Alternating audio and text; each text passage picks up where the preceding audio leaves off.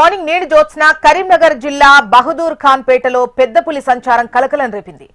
గుర్రం భూమిరెడ్డి పొలంలో పెద్ద పులి అడుగులను స్థానికులు గుర్తించారు. దీంతో విషయం తెలుసుకున్న ఫారెస్ట్ అధికారులు పంట పొలానికి చేరుకున్నారు. పులి ఆనవాళ్ల కోసం గాలింపు చర్యలు చేపట్టారు. కొన్ని ప్రాంతాల్లో శాంపిల్స్ సేకరించి ల్యాబ్ కు పంపినట్టుగా తెలుస్తోంది.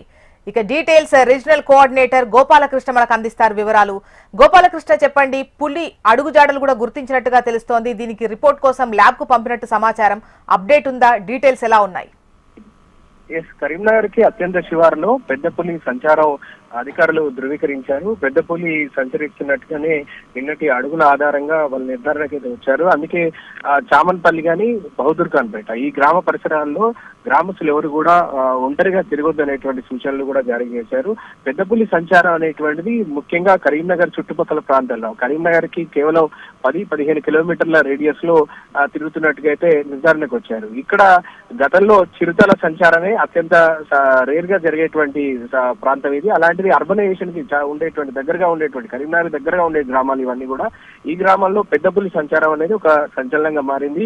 దీంతో అధికారులు కూడా అలర్ట్ అయ్యారు. ముఖ్యంగా కొమరమి ఆసిఫాబాద్ జిల్లాకు సంబంధించినటువంటి ఫారెస్ట్ నుంచి ఇటు వచ్చి ఉండొచ్చు, లేదంటే కవ్వాల్ అభయారణ్యం నుంచి ఇటు వచ్చి ఉండొచ్చు అనేటువంటి ఒక ఆలోచనతో అటవీ శాఖ అధికారులు అయితే ఉన్నారు.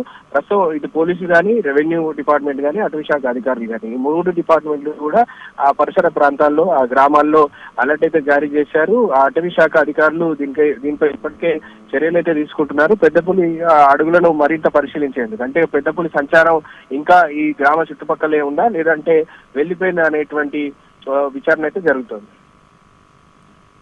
రైట్ గోపాలకృష్ణ.